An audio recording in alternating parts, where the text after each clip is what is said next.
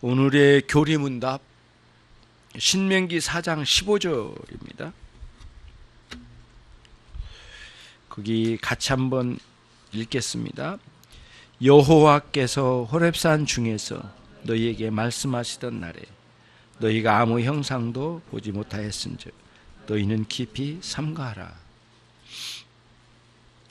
십계명의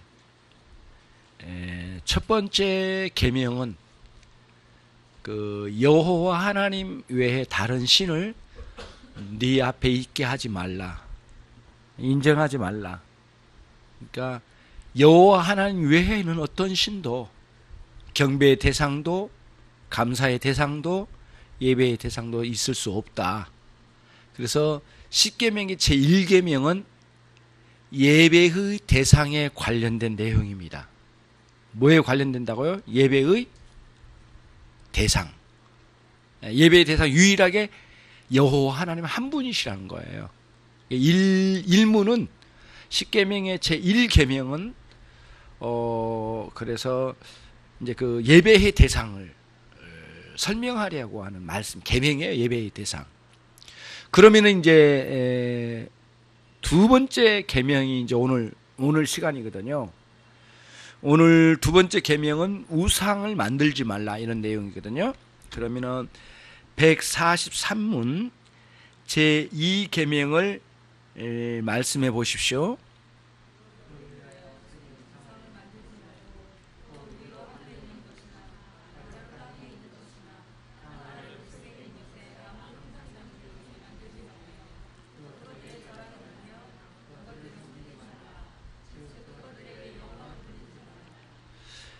이 계명은, 두 번째 계명은, 첫 번째 계명 예배의 대상이고요. 예배의 대상은 유일하게 여호와 하나님 한 분. 이 계명은 예배의 방식입니다. 예배의 뭐라고요? 방식. 예배의 방식인데, 형상을 만들어서 예배하려고 하는, 그림을 그려서 예배하려고 하는 어떤 모양을 만들어 하나님을 형상화시키려고 하는 모든 시도들, 거기에 대한 금지 명령이에요, 이 계명이. 그러면 이제 이해가 좀 더 되게 하기 위해서 말씀드릴게요. 로마 가톨릭이 성모 마리아상과 예수상, 베드로상, 바울상을 예배당 앞에다가 쭉 세워요, 로마 가톨릭이. 그게 이제 언제부터냐면은 중세기가 접어들 때부터 그랬어요. 약 한 590년도, 그러니까 AD 590년도에 중세기가 시작됐거든요. 로마 가톨릭이 시작됐어요. 그래서 종교개혁 1517년까지 약 한 1000년 동안 중세기예요. 그런데 이 중세기로 접어드는 그 무렵부터 예배당 앞에 형상을 세우기 시작했어요. 그전에는 없었어요. 만약에 그전에 그런 것들을 세우면 교회가 바로 처단했어요. 이단으로 만들고. 근데 중세기에 그런 것들을 끌어모아요. 근데 왜 그러면 그렇게 했느냐라고 하는, 어떻게 그렇게 무식하게 그럴 수 있느냐, 이 계명이 살아있는데, 이런 거였어요. 아주 어리고 신앙적으로 아주 못 배우고 문자도 모르는 사람들이 하나님을 믿고 싶다, 예수님을 믿고 싶다고 할 때, 그때 그들에게 신앙적으로 도움을 줄 수 있는 게 뭐가 있느냐? 글도 모르고 말귀도 알아먹지 못한 사람을 어떻게 하겠느냐? 라고 하는 많은 반문이 들어오기 시작했어요. 그때에 그 무식한 사람들의 믿음을 도움을 주자. 그건 뭐냐면은 글을 몰라도 되고, 하나님 누구신지 몰라도 되고, 예배당에 출입할 때에 예수의 상을 만들어 놓으면 그 상을 보고 묵념을 하거나 그 상 앞에다 대고 절을 하거나 묵념하고 기도하고 올라오면 그 무식한 인간들도 예수님을 믿기 시작하게 될 거다 라고 하는 논리로 그 우상을 만들기 시작했대요. 제가 이렇게 말씀드리면 굉장히 그럴듯하죠. 안 그래요? 인간적으로 보면 굉장히 그럴듯해요. 근데 제2계명이 뭐냐면은 하나님을 예배할 때에 어떤 형상을 만들어서 그걸 통하여 예배하려고 하는 모든 시도들에 대한 금지예요. 그게 2계명이에요. 그러면 이제 다시 거꾸로 올라갈게요. 출애굽기에 모세가 40일 동안 시내산에서 못 내려왔잖아요. 하나님과의 교제 속에 막 이제 계명을 받고 이제 그런 상황이 있었잖아요. 근데 너무 늦게 안 내려오니까 지친 거예요, 사람들이. 그래가지고는 사람들이 모여서 이제 이래서 안 되겠다. 모세는 죽었는지도 모른다. 어떻게 보면. 그러면 이제 우리 어떻게 하냐? 애굽에서 우리를 구원하여 여기까지 인도하신 분은 여호와 하나님인데 그 여호와 하나님을 우리가 무엇으로 알 수 있겠느냐? 우리는 최선을 다해서 가장 귀한 거 있지 않느냐? 너희 집에 귀걸이, 목걸이 다 가지고 와라. 금으로 만든 거. 그래 그거를 다 모았어요. 한 200만 명 정도 되니까 굉장히 많이 모아졌을 거 아니에요. 없는 사람도 있고 있는 사람도 있으니까 모아가지고 그거를 불로 녹였어요. 녹여가지고 기왕이 이렇게 한 짐에 여호와 하나님이 우리를 여기까지 인도하신 것을 기념으로 만든 거예요. 금송아지를. 금송아지 자체가 우리를 여기까지 인도한 거라고 하는 게 아니라 하나님을 알 수 없고 볼 수도 없고 보지도 못했던 그 하나님을 어떻게든 형상으로 만들어서 하면 이 무식한 백성들이 우르르 몰려들어서 종교심을 가지고 덤벼들어서 함께 신앙을 가져갈 수 있겠다라고 하는 논리로 금송아지를 만든 겁니다, 여러분. 여러분, 그 금송아지가 우리를 구원주다, 우리의 신이다 이렇게 말한 게 아니에요. 여호와 하나님이 우리의 신이다 이렇게 한 거예요. 그 대신 방법만 금송아지를 우리 갖다 놓고 가장 소중한 금덩어리니까 사람들이 마음이 이게 올 거 아니냐. 그래서 하나님을 섬긴다는 거예요. 요게 우상 숭배예요. 우상을 만드는 처음의 시도예요. 제가 이런 말씀 들으면 여러분 실제로 있었던 이야기예요. 어떤 목회자가 정신 나간 목회자죠. 옛날에는 또 그런 교회들이 있었대요. 아주 고대에 뭐 이런 교회들 가톨릭 같은 데는 다 많았고 거기가 굉장히 많았고 교회 성도들이 죽으면 그 강대 뒤에다가 무덤을 만들어 가지고 여기다 작은 납골 땅을 만들어 가지고 여기다 다 안치를 하자고 한 거예요. 목회자가 그걸 계획을 해가지고 실행을 하려고 한 거예요. 그래서 그 미친 녀석이다 그랬어요.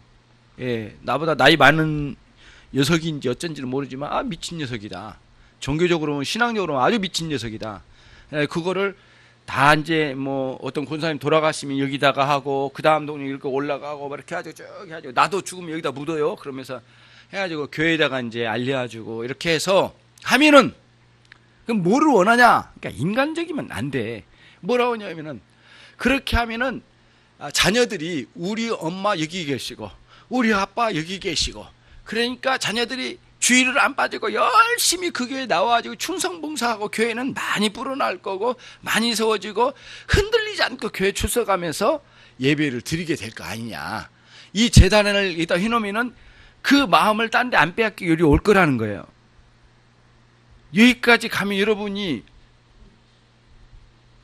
이렇게까지만 말을 해도 여러분들이 좀 아닌 것 같다는 느낌이 들죠. 예.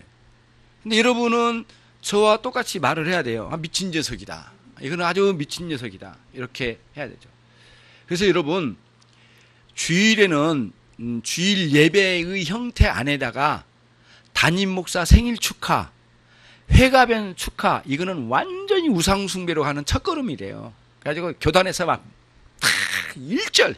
만약에 그런 소식 들립니다. 그러면 그 목회자 불러가지고, 전면적으로 회개시키고, 회개 안 하면은 파면시키고 그럴 작전까지 하고 있어요. 노예 총회가 그러고 있어요. 그러니까 굉장히 엄중하거든요. 그래서 이제 예배 끝나고 우리가 함께 모여서 이렇게 생일 축하도 하지만은 실제로 그런 목사님 봤어요. 제가 예배 시간에 예배와 함께 그 담임 목사님과 원로 목사님의 그 육순과 그 칠순 잔치를 겸해서 예배를 드린 거예요.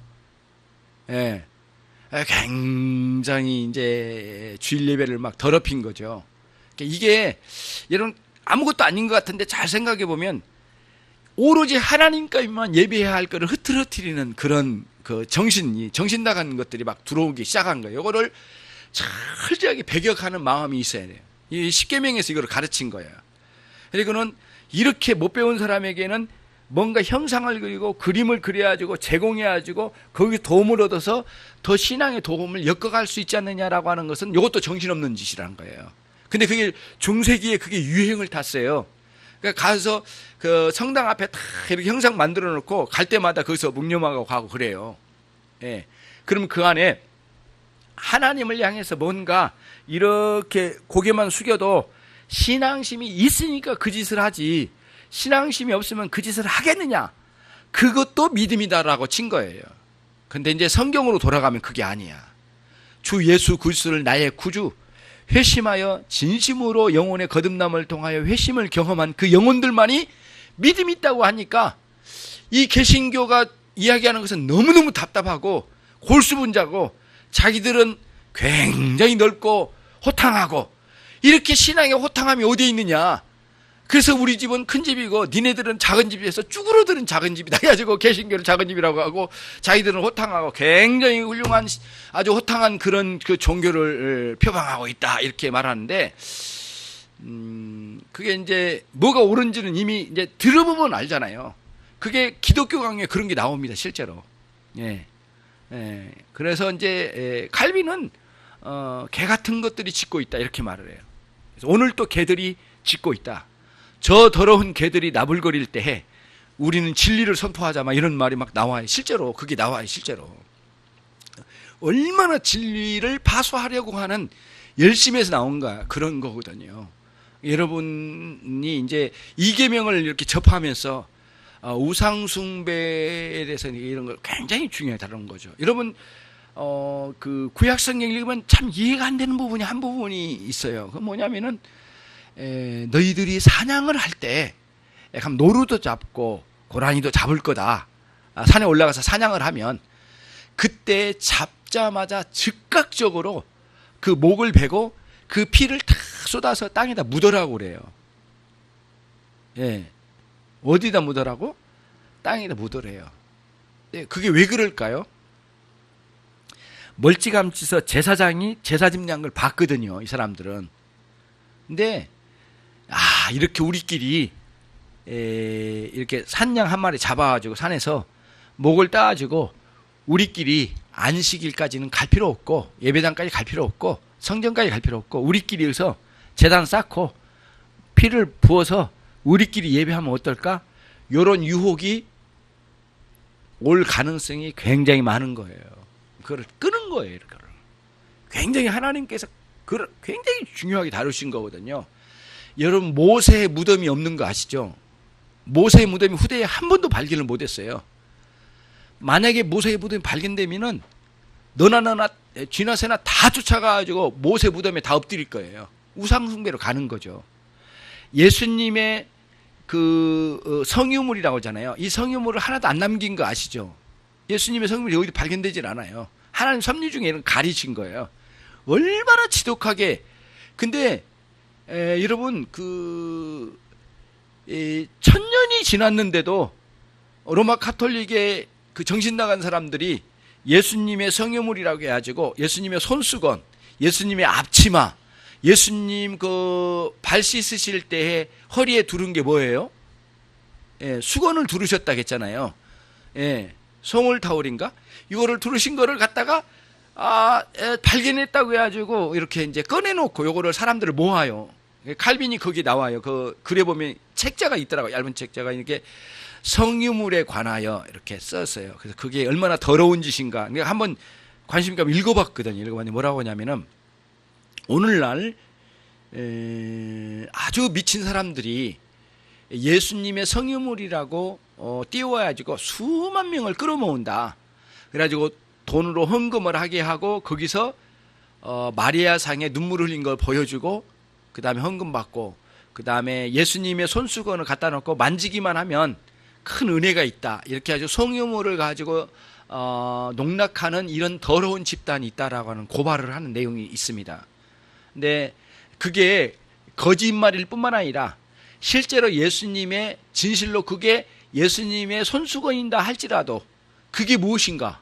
그렇게 다 반문을 해요. 예수님의 수위가 있다고 하는데 예수님의 뭐 눈물이 흘리고 피가 묻어있는 수위인데 대단한 거 아니냐라고 하는데 그 예수님의 수위가 우리에게 무엇을 준단 말인가? 그러면서 모두 미친 짓이다. 그러면 엄청나게 비판을 해요. 더러운 아주 사악한 집단이라는 거예요. 마귀의 역사라고 보더라고요. 그래서 그걸 맹공경을 막 책에서 해요. 그거를. 칼빈 시대 때도 그런 게 많았었던가 봐요. 우상 숭배로 갈 가능성이 참 인간은 많아요. 인간은 부패한 존재에다가 종교성까지 있어가지고 왜곡된 신앙으로 삐져나가기가 굉장히 쉬운 게 인간입니다. 그래서 이제 우상과 미신을 생산하는 게 우상과 미신을 생산하는 남동공단이에요. 인간의 마음이 그거거든요. 막 이렇게 생산을 하는 거예요. 그래서 굉장히 위험성이 많은 거예요. 그래서 그거를 철저하게 이게 단절시킨 거예요. 이계명이 굉장히 중요해요. 그러니까 이게 찔리니까 로마 카톨릭의 10계명을 오늘 한번 인터넷에서 조회를 해봐요. 지금 조회해도 나와요. 2계명이 없어요.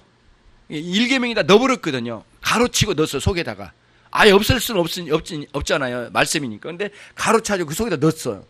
그거 쭉 놓으면은, 오라? 9개 계명밖에 없잖아요. 10계명이라고 했는데. 그럼 어떻게 해야 돼? 10번째 계명을 둘로 쪼갰어요. 내 이웃의 아내를 탐내지 말라 하고 하나를 9계명으로 하고 그 뒤에 다른 계명을 10번째 계명으로 해가지고 쪼개가지고 10계명으로 억지로 만든 거거든요. 이게 로마 카톨릭의 10계명이 오늘 한번 조회를 해봐요.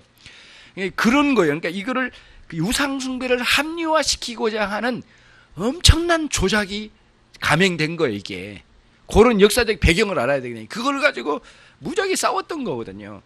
자, 그러면 143은 이 말은 하나님께서 어떠한 형상도 이미지도 만들지 못하도록 전적으로 금하신 것입니까?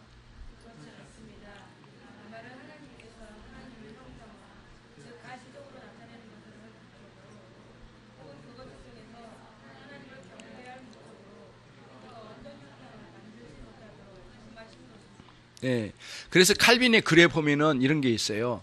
예술 작품으로 어떤 조각을 하고 하는 사람이 있잖아요. 어디까지가 그 예술 작품이고 어디까지가 우상숭배인가 이런 거 구분한 것도 있어요. 그래서 이제 그 목적을 그 신으로 섬기려고 하는 목적이 있느냐 없느냐, 의도가 있느냐 없느냐, 또 나는 의도가 없는데 누군가 갖다가 그렇게 쓰느냐 안 쓰느냐, 이걸 두고 이제 굉장히 조심스럽게 이걸 정리를 해서 예술 활동을 금지시킨 건 아니에요. 조각상 만들고 예술이 있잖아요. 그 분야에도. 그러니까 그거를 금지시킨 건 아니에요. 근데 그거를 하나님으로 여기고 가는 거예요. 근데 어느 글에 보니까 이렇게 나와 있더라고요. 굉장히 저도 이게 궁금증이 있어서 이제 파고 들어가서 본 거니까 이렇게 돼 있더라고요. 어떤 누구도 자기가 그러니까 자기들이 우상을 만들었어. 우상 숭배하는 사람들을 하는 말이에요. 어떤 누구도 이렇게 형상을 만들어 놓고 요 자체가 신이라고 말한 사람은 하나도 없답니다. 그런 무식한 사람은 없대요. 우리는 그렇게 만들었으면 이게 신이라고 믿는가 보다. 근데 그게 아니야. 그럼 어떻게 믿느냐? 자기들이 이렇게 형상을 만들어 놓잖아요. 만들어 놓으면 그 속에 영적인 영험한 것이 들어 있다라고 마음에 갖춘대요. 그러잖아요. 그래서 어렸을 때 이제 신앙이 없는 우리 어른들의 이야기 들어보면 큰 정자나무에 신적인 요소가 있기 때문에 명절에는 가가지고 제사를 지내야 된다. 그래서 이장이 먼저 앞장서가지고 동네 사람 나와라 해가지고 굿도 버리고 해가지고 하잖아요. 그 큰 나무에 신적인 영험한 것이 있다라고 가정을 하는 거예요. 영적으로. 그리고 어떤 큰 바위에도 어떤 그 전기가 흐르고 있다. 이런 말을 하잖아요. 예, 그래서 학교 그 교가마다 그러잖아요. 우리 학교 옆에는 회문산이 있는데 회문산의 전기를 이어받아. 그게 다 그 우상의 이제 그런 그 샤머니즘적이고 그러니까 범신론적인 사상이 바닥에 깐 겁니다. 그래가지고 회문산의 전기를 이어받아 그 장군봉을 뛰어넘어 이렇게 나와요. 그 내용이 나오거든요. 그 교가가 있거든요. 그래가지고 그 중에 한 놈도 장군 된 놈도 없고, 그 말이에요. 누구도 그 전기를 이어받은 놈도 없고, 그렇게 이어받았다라고 부르짖는 놈들 다 일찍 가고 다 그렇게 되더라고요. 그러니까 인생이 다 허무하게 가는 것들인데 그렇게 만들어가지고 자기를 띄워서 이렇게 하는 건데, 근데 상당히 그런 그 큰 산이나 큰 바위에 어떤 영적인 효험한 게 들어있다라고 생각하는 때 그게 미신이 시작했는데요. 그리고 그것을 형상화해 내는 것이 우상이래요. 그래서 저와 여러분이 오늘부터 딱 잘라서 한 거예요. 어떤 사물에도 신적인 요소가 들어있지 않다. 그거를 대전제로 해요. 그건 모두 비성경적이고 범신론적인 사고의 체계에서 나와요. 범신론은 물질 자체가 신이라고 보는 거거든요. 그래서 작은 곳에 물질이 신이 있다라고 생각해요. 일본 같은 데 가면은 수만 가지가 신이 있다고 그러는데 그게 아니라 범신론 자체예요. 모든 게 들면 신이에요. 다 붙들면 신이에요. 신발을 들어도 신이야. 그 안에 들어서 신발신. 예. 수만 가지가 집안에 있다고 하잖아요. 그 다 신이 있다라고 존재를 까니까 그래요. 이제 범신론의 최악의 상황이 이제 일어나는 거거든요. 예. 그 일본 녀석들이 이렇게 가운데 빨갛게 해놓고 6일기라고 무슨 기라고 그래 그거? 6일기라는 거야? 예? 그러니까 이렇게 막 선이 이렇게 해가지고 모아지죠. 그게 뭐냐면 일본이란 나라가 우주의 중심이고 다른 모든 존재는 여기에 빨려 들어온 존재이고 걸음으로 쓸만한 존재고 그것들은 우리의 밑거름으로 쓸만한 존재다. 그런 사상이 일본 사람들 속에 있답니다. 그거를 내가 책자를 한번 깊이 한번 읽어봤거든요. 그렇기 때문에 동남아나 한국이나 중국이나 모든 존재는 다 쓰레기처럼 처분해도 자기들에게 다 오는 것들이기 때문에 그렇게 해야 된다는 겁니다. 그래서 계속해서 독도는 우리 땅 막 그런데요. 왜냐하면 어차피 올 거니까. 그래서 제일 앞에 있거든요, 이 독도가. 이것마저도 자기 것으로 못 차지하니까 죽겠는 거야. 그러니까 계속 우리 땅이라고 한대요. 그러니까 그런 미신적, 신앙적 사상이 머리통에 다 들어가 있는 거야. 그래서 안 변한대요. 그래서 일본 사람들이 변할 거라고 하는 거는 주님 오시는 날까지 희망 갖지 마세요. 안 변해요. 끝까지 그렇게 할 거예요. 예. 그런 거를 염두에 두는 그런 생각들이 있어요. 그래서 그런 형상화하는 것이 그런 개념과 함께 맞붙어 가지고 우상을 만들어낸대요. 그러면은 145문 왜 우리는 하나님을 보이는 형상으로 표현하지 말아야 합니까?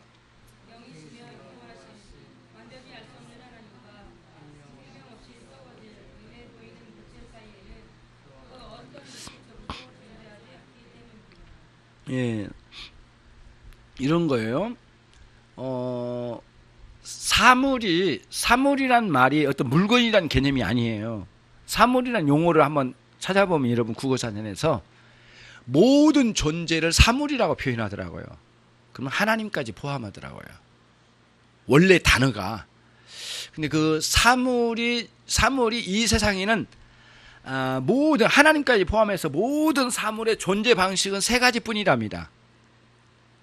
투레틴이라는 중세기의 그 신학자가 정리한 내용이거든요. 그래서 우리가 그때 어디죠? 그 깊이 읽는 주기도문에서 배웠던 것 같아요.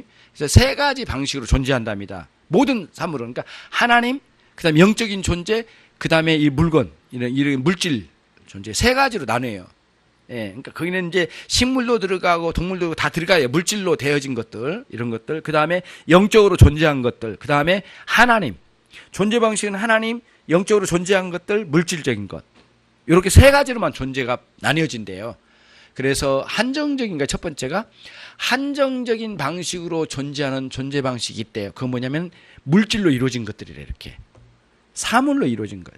물질로 이루어진 것들이죠. 그는 동물도 되고 식물도 되고 온갖 모든 동물들이 여기에 포함됩니다. 이거를 한정적 존재 방식이래요. 이 한정적 존재 방식은 어떻게 존재하냐? 이런 거예요. 오늘 굉장히 중요한 겁니다. 어떻게 하냐면 시간과 공간의 제약을 받는데요. 시공간의 제한. 그 시간에 그 자리에만 있는 거, 이 존재는. 요거는 그러잖아요. 요것도 이제 하나의 그런 거잖아요. 한정적으로 존재한 건데 이 시간에 꼭 이 공간에만 있습니다. 여기도 있지 않고 이 위도 있지 않고 아래도 있지 않아. 딱 이 공간에만 이게 있어요. 그래서 그것은 하나님이 창조하신 시간과 하나님이 창조하신 공간을 차지하고 있대, 이렇게. 이게 한정적 존재 방식이래요. 그러면은 이제 그게 뭐냐면 책상, 이런 물건 같은 거 모두 이런 것들 다 그런 거죠. 인간의 몸도 그래요. 인간의 몸도.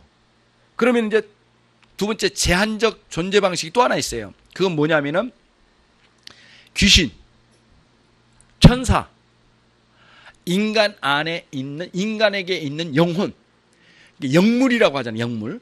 이 영물은 제한적 존재 방식으로 존재한대요. 그러면 이거는, 이 영물은 세 가지, 아까 귀신, 천사, 인간의 영혼, 세 가지는 제한적 존재 방식인데, 이것도 시간과 공간의 제약을 받는데요. 그 녀석이 거기 있으면, 이 마귀가 여기 있으면 다른 데 있지 않았고 여기만 있는 거예요. 이거는. 그렇잖아요. 그리고 이 공간, 그 다음에 이 시간, 시간과 공간에 제약받고 있는 거예요. 이 녀석이. 거기만 있는 거예요. 이 귀신 여기 있는데 똑같은 귀신이 저기도 똑같이 동일한 시간이 있다? 그런 건 없다란 거예요. 여기 있으면 꼭 그게 거기만 있는 거예요. 이게 시공간에 제약을 받고 있는 거예요. 그런데 문제는 뭐냐? 이 영물은 부피를 차지하고 있질 않아요. 시간과 공간의 제약은 받아.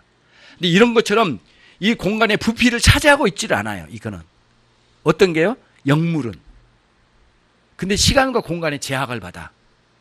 하나님이 창조하실 때 이 영물은 시간과 공간에 제약받으며 존재하도록 거기다 던져놓은 거예요. 그 존재를. 그러잖아요. 그거를 염두에 둔 거예요. 그러면 한정적 존재 방식, 그 다음에 제한적 존재 방식 두 가지를 이제 사물의 존재 방식 하나만 남았지. 한 사물만 만났지. 그분이 하나님이셔요. 근데 하나님의 존재 방식은 뭐냐? 충만적 존재 방식이라고 해요. 충만적 존재 방식이란 뭐냐? 시간과 공간을 제약받지 않으셔요. 하나님이, 여기 계신 하나님이 지금 이 순간에 미국에도 계셔요. 이게 무슨 말이에요? 하나님은 이 공간과 이 시간을 완전히 초월하신 분이야. 이게 무한 광대하시다 그러잖아요. 시편 같은 데 보면은 여호와는 무한 광대하시다, 그런 말을 써요. 예. 무한 광대하시다. 광대하시단 말이 뭐냐면은 공간적으로 무한하시고 시간적 개념으로는 영원하시다는 뜻이에요. 하나님은 여기도 계시지만 무한한 우주의 엄청난 세계까지 뻗어 하나님이 존재하신 거예요. 이렇게 보면은 어떤 의미가 되냐면 모든 우주는 하나님 안에 들어가 있는 거예요. 하나님의 신적 존재 안에, 그 안 속에 들어가 있는 거예요. 하나님 안에. 하나님 밖에 존재할 게 존재할 수가 없어. 그 어떤 존재도, 모든 존재는 하나님 안에 들어와 있는 거예요. 그리고 거기는 모두 인격적으로 하나님은 거기 아셔요. 인격체로 계셔요. 또 그런 의미에서 하나님은 충만적 존재로 존재하신 분이에요. 그래서 하나님이 여기 계신 순간에도 미국에 계시고 여기서 예배들을 받을 수 있지만 동시에 저 중국에서도 동시에 예배를 받으시는 하나님이셔요.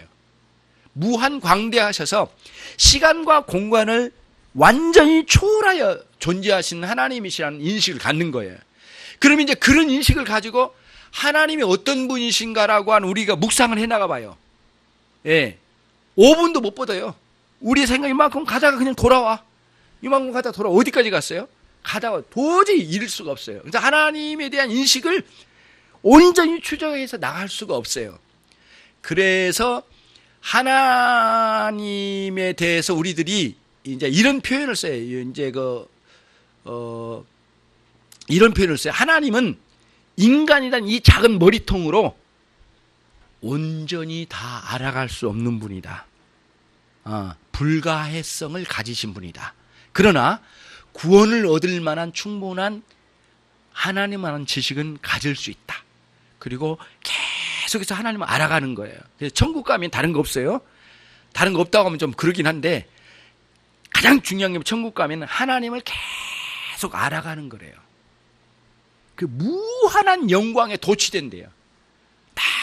날마다 찬양이 넘치고 그 하나님과의 대면 속에서 마음껏 누리는 거예요. 여기서 우리 주일날 은혜 이만큼 받아가지고 흥분됐잖아요. 이거는 게임도 안 돼. 하나님 직접 대면하는 거죠, 이제. 예. 얼굴을 맞대는 것 같이 고린도전서에 나오잖아요. 우리 하나님을 대면하는 거예요.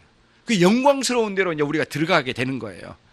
그 하나님의 신성으로 충만하신 분이 이 작은 인간의 몸뚱이를 입고 이 땅에 오셨어요. 주님이. 이유는 딱 하나. 저와 여러분 같은 죄인들을 구원하시기 위하여 제물로 죽기 위하여 오셨어요. 희생하시기 위하여. 그런 큰 그림을 그리면 너무너무 영광스러우신 우리 하나님 앞에 그런 인식을 갖는 거예요. 그렇기 때문에 그렇게 영광스럽고 광대하신 하나님을 조그마한 인간이 아무리 크게 만든다 하더라도 그 조그마한 물건으로 하나님을 만든다? 하나님을 모욕을 해도 보통 모욕이 아니에요. 예. 그러니까 여러분을 개미 새끼만한 걸로 만들어가지고 이게 김준성이다 이런 식으로 표현해도 모욕적이잖아요. 이만해. 너는 왜 이렇게 조그만하니? 그래도 모욕받을 판인데 그러잖아요. 그래도 키가 작은데 왜 이렇게 키가 작아요 목사님? 머리까지 빠진 게 더 작아지네. 뭐 이렇게 너무 속상한데 그러게 이게 우리 인간의 존재를 이렇게 조그만하게만 표현해도 금방 마음 상하는데 하나님의 그 광대하신 분을 확 쭈그러뜨린 것도 이것도 모욕적이지만 더 작게 인식해가지고 이 몇 가지 물건으로 버려지고 발로 밟을 만한 것을 갖다가 하나님으로 이렇게 쉽게 세우려고 하는 것은 보통 모욕이 아닌 거예요. 그러니까 우상숭배는 최악이에요. 보통 간음이 아니야. 최고로 높은 수준의 더럽고 추악한 영적 간음이 되는 거죠. 하나님이 지독하게 싫어하셨어요. 그거를 내리치신 거예요. 그래서 어느 선교사님이 전도하러 가가지고 경상도 쪽에 전도하신 분 이야기를 들었거든요. 그분은 독특하게 그 자전거를 가지고 전도하시더라고요. 자전거.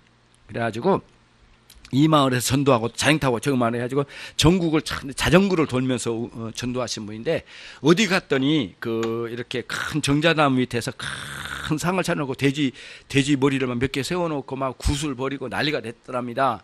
그래가지고 선교사 이제 선교로 다니는데 농촌 우리나라 농촌이 경상도 어디인데 이 사람들아 이래서는 안 됩니다. 그러면서 이제 거기서 이제 이러면 안 된다고 그랬던가 봐. 그래가지고는 이제 하나님이 누구신데 어떻게 이런 것들을 가지고 예배를 한단 말이냐? 안 됩니다. 그러고는 우상숭배를 버리라고 해가지고는 막 이제 싸웠답니다. 그랬더니 막 여가 이놈이 어디서 싸가지가 없이 남의 동네 와가지고 니네 어디서 온 놈이야? 그러고 막 이렇게 밀치고 그랬던가 봐요. 그러니까 확 밀쳤는데 이제 거기 상 차려놓은 그 옆으로 쓰러졌는가 봐요. 이게 잘 됐다. 그리고 일어나면서 그걸 엎었대요. 그 엎었는데 이제 가만 두겠어요. 막 몽둥이를 가지고 와가지고 막 죽이려고 하더래요. 엄청나게 두드려 맞았답니다. 그랬더니 가만히 봤더니 그 때리던 사람 중에 한 사람이 이러다 사람 죽이겠다. 큰일 났다 이거. 그리고는 너무 불쌍하더래요. 그 나중에 그 자기를 데리고 온 사람 이야기예요. 그를 막 감춰가지고 끌고 가지고 숨겨놨답니다. 그래서 자기 집에서 치료를 해주더래요. 이 사람 예수 믿는 사람 아니에요. 같이 거기서 그 제사 지내던 사람이에요. 나중에 이 사람 이제 눈을 뜨자마자 이제 복음을 전했대요. 자기를 데리고 온 그 사람에게 불쌍해서 데리고 온 막 이제 예수님을 왜 믿어야 되는 거 이제 입을 열자마자 치료를 하고 있는데 막 했대요. 이 사람이 회심을 했답니다. 이 사람이 하나님 그렇게 하시려는 것 같아. 엄청난 경험을 자기 거기서 했다고 하면서 그 우상숭배에 하나님이 얼마나 관심이 많으신가 이걸 나한테 알려주시더라고요. 거기까지. 다음에 또 이야기하고요.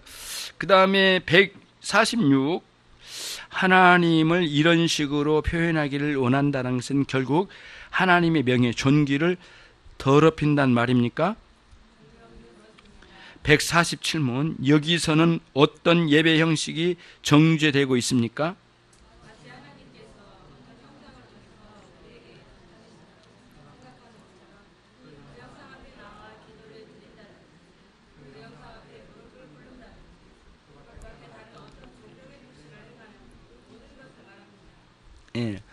그러니까 이런 겁니다. 그런 것들에게 절을 하거나 엎드렸다고 해서 하나님의 본체적인 영광에 흠은 간 건 아니에요. 하나님의 영광이 뭐 쭈그러들거나 그러진 않아. 그런데 모든 인간 내면에 하나님을 숭앙하는 마음의 자세가 있어야 되는데 그게 무너진 걸 하나님 못 참으신 거예요. 하나님 그거를 질투하신 하나님이시라고 하잖아요. 질투는 뒤집으면 사랑이에요. 사랑 많지 않으면 질투 없어요. 헤이 그래 가라 그거지. 근데 하나님은 귀엽고 붙잡고 싶을 때는 질투가 나오신 거예요. 그러니까 사랑이 충만하신 걸 질투로 표현한 것입니다. 예. 그 이제 148문 그러므로 이 계명에서는 같이 읽습니다. 시작. 그러므로 이 계명에서는 모든 조각이나 그림, 즉 예술품들이 금지되고 있는 것으로 이해서는 안 되고, 단지 하나님을 섬기기 위해 만들어진 모든 형상들, 외형적인 형상들 안에서 하나님을 공경하는 일, 그것을 어떤 종교적인 형태들인지 이 형상들로 우상 숭배를 오용하는 것이 정죄되고 있다는 것입니까? 그렇습니다. 자, 149문 마지막. 이 계명의 목적은 무엇입니까?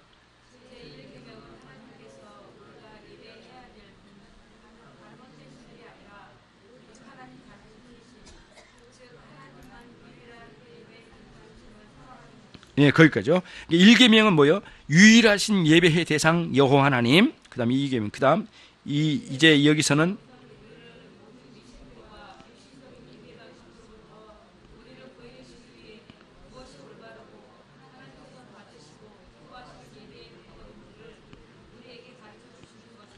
그렇죠. 그러면 이제 이런 결론이 나온 거죠. 이제 첫 번째는 예배의 대상. 굉장히 중요하게 생각해요. 그 다음에 예배의 방식이 중요해야 돼요. 예배 방식이. 그래서 오늘날 우리가 예배하는 방식이 있잖아요. 지금 초대교회로부터 계속해서 본래의 예배의 정신이 있어요. 찾아오신 하나님, 하나님께 나가는 신자, 이 두 개념을 가지고 있어요. 그래서 예배의 형태가 뭐냐면 하나님으로부터 주시는 것, 은혜와 말씀을 주시고, 그다음에 하나님께 나가는 것, 그러면 감사와 찬양으로 나가잖아요. 우리가. 그다음에 거기 회개도 나가고, 그렇게 해서 찾아오신 하나님 찾아가는 신자, 요 개념이 예배의 정신의 흐름에 다 있습니다. 예배 순서가 그런 흐름을 타고 정해져 있어요. 뭐 무분별하게 한 게 아니에요. 그래서 예배는 하나님과의 만남의 자리예요. 그게 큰 의미예요. 근데 반드시 은혜와 진리의 충만함으로, 그래서 하나님은 영이시니 신령과 진정으로 예배할지니라 할 때, 신령은 성령님으로, 그 다음에 성령님 안에서, 그 다음에 진정은 뭐예요? 진리 안에서, 진리의 말씀으로 하나님께 나간 예배의 형태를 가진 거예요. 그래서 이제 우리들이 선교단체에서 이제 이런 것들이 있죠. 여기는 무슨 악한 귀신이 이 지역은 점령하고 있어. 중국은 공산당 귀신이 점령하고 있고, 그 다음에 저기 아랍권에는 그 이슬람 귀신이 점령하고 있다. 이런 식으로 개념을 잡는 거는 아까 그거예요. 아까 그거.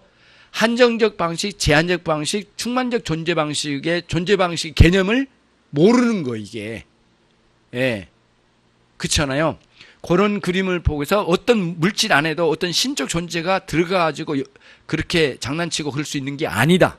그렇죠? 근데 그런 우스꽝스럽고 잘못된 비성경적이고 미신적인 방식으로 이렇게 찾아갈 때 인간의 마음이 굉장히 어두워요. 그 어두운 마음에 귀신이 역사한 거예요. 다른 게 아니에요. 그 물질이 귀신이 역사한 게 아니라 이거를 가지고 현혹된 그 마음의 어두움, 비진리, 무지한 마음의 상태에 귀신이 역사한 거예요. 그래서 우리는 진리를 알고 그걸 밝혀야 돼요. 그러니까 이게 잘 모르고 있는 것을 진리로 밝혀줄 때에 악한 영의 세력은 싫은 거예요. 이 자리에 오기가. 그런 개념으로 우리가 잘 잡고 진리의 말씀을 알아간 거예요. 그래서 호세 선지자도 여호와를 알지 못하는 그 무지함 때문에, 지식이 없으므로 이 백성이 망하는 도다가 이제 그런 개념 속에 있어요. 그래서 모든 미신자들은, 미신에 빠진 사람들은 그 이런 하나님을 아는 지식의 무지함 속에 갇혀 있는 것들이죠. 그런 거를 염두에 두면서 우리가 이 계명을 이렇게 이제 이해하면 되겠습니다. 하나님 아버지 감사합니다. 주께서 저희들에게 예배의 올바른 방식을 위하여 우상 숭배를, 우상을 만드는 것까지도 금지시킴으로 하나님께서 저희를 바르게 인도해 주심을 감사합니다. 일생 동안 이 진리 안에 머무르게 하시고 하나님 주님과 깊이 동행하며 살아가는 일생 과정이 되게 하옵소서. 예수 그리스도의 이름으로 기도 올리옵나이다. 아멘.